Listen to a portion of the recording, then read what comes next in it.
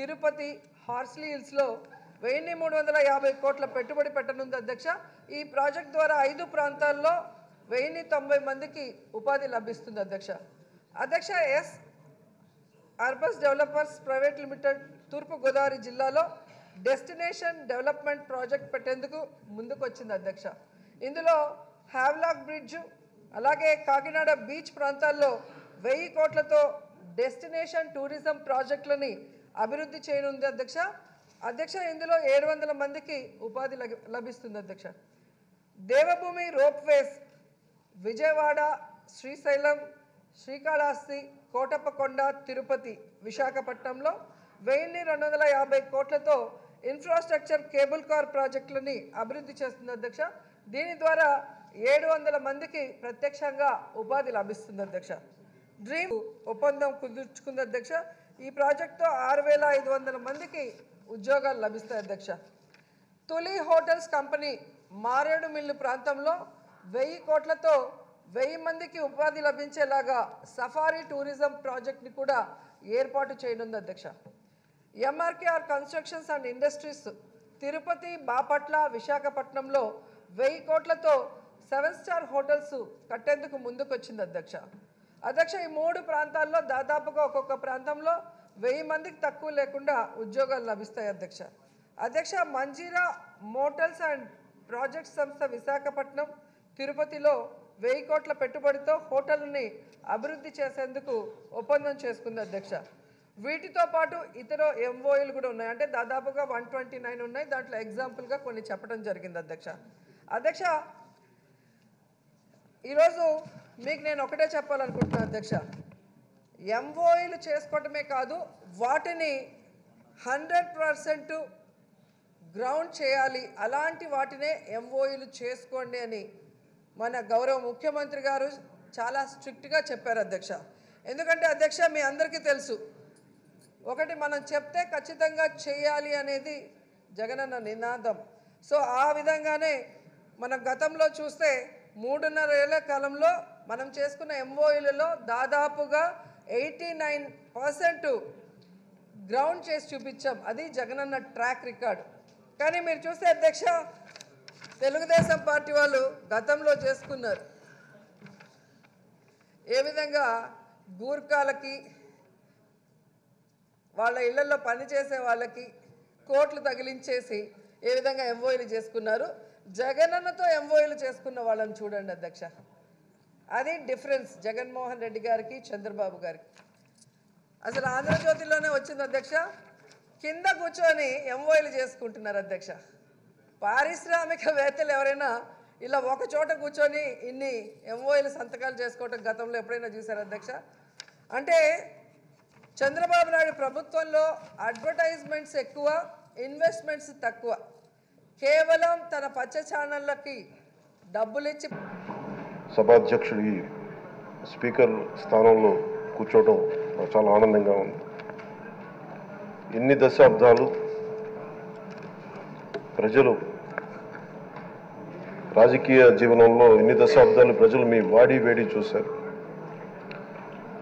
మీకు కోపం వస్తే ఋషికొండను చెక్కినట్టు ప్రత్యర్థులకి పదునైన ఉత్తరాంధ్ర యాసలో గుండు కొట్టేస్తారు. ఒకటే బాధేస్తాం సార్, ఇకపైన మీకు తిట్టే అవకాశం లేకపోవడం. కానీ ఇక మీద సభలో ఎవరు తిడుతున్నా దాన్ని ఆఫ్ చేసే బాధ్యత మీ చేతిలోనే ఉంది. మీరే మైక్ ఆఫ్ చేయాలి.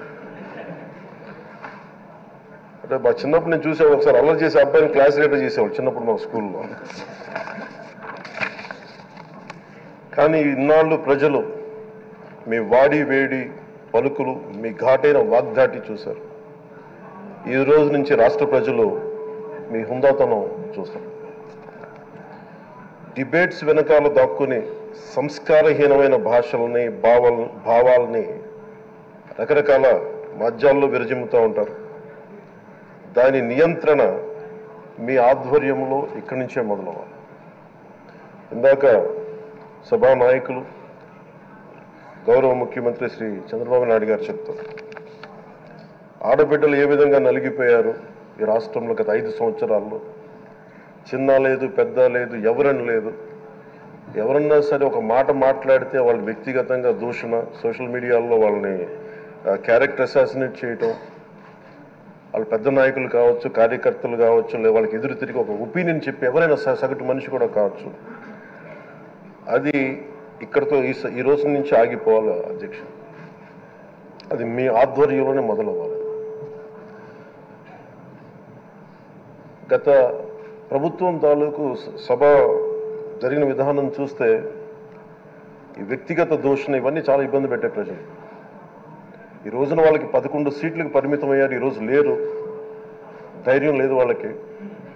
విజయాన్ని తీసుకోగలిగారు కానీ ఓటమి కూడా ధైర్యంగా కూర్చుకునే వాళ్ళకి స్థాయి లేదు, వాళ్ళకి పారిపోయారు ఇక్కడి నుంచి.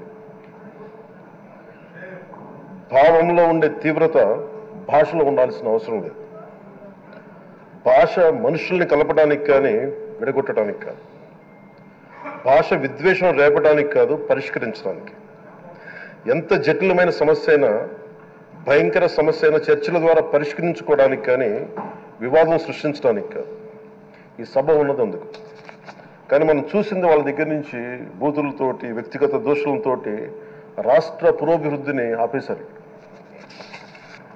అలాంటి సభ కాకుండా ఇందాక మన పెద్దలు శ్రీ గౌరవ ముఖ్యమంత్రి చంద్రబాబు గారు చెప్పినట్టుగా ఇది భవిష్యత్తుకి ఇది ఒక ప్రమాణిక, ఒక ప్రమాణం అవ్వాలి. 2047 వరకు ఇంత అద్భుతమైన స్థానంలో మనకి ఆంధ్రప్రదేశ్ తెలుగు జాతి ఉన్నత స్థాయికి వెళ్ళాలంటే ఈరోజు మనం వేసే ప్రతి అడుగు అది భవిష్యత్ తరాలకు ఒక నిర్దేశక, ఒక టచ్ స్టోన్గా ఉండిపోవాలి, గిట్ రాయిగా ఉండిపోవాలి. ఈ రోజున ఈ సభలో ఉన్న గౌరవ సభ్యులందరూ చట్టాలు చేయడానికి ఉన్నారు, చట్టాలు ఉల్లంఘించడానికి కాదు. విభేదించడం అంటే ద్వేషించడం కాదు, వాదించడం అంటే కొట్టుకోవడం కాదు. ఇవన్నీ విభేదించడం, వాదించడం ఇవన్నీ ప్రజాస్వామ్యానికి చాలా మౌలికమైన పునాదులు. ఆంధ్రప్రదేశ్ ఆవిర్భావం జరిగి అసలు భాషా ప్రయుక్త రాష్ట్రాల ఆవిర్భావమే మన ఆంధ్ర రాజ్యంతో మొదలైంది. అమరజీవి పొట్టి శ్రీరాములు గారి బలిదానం మీద మన రాష్ట్రం పుట్టింది.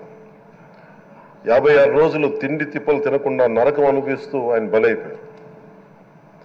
ఆయన మరణానికి చేరువవుతూ ఆమరణ నిరాహార దీక్ష చేసిన ప్రతిరోజు మనకి దాదాపు ఈ సుదీర్ఘమైన 6 దశాబ్దాల కాలం, 1.5 సంవత్సర కాలం అంటే ఆయన ప్రతిరోజు చావుకి చేరువవుతూ భోజనం లేకుండా ఆయన గడిపిన ప్రతిరోజు మనకి 1.5 సంవత్సర కాలం.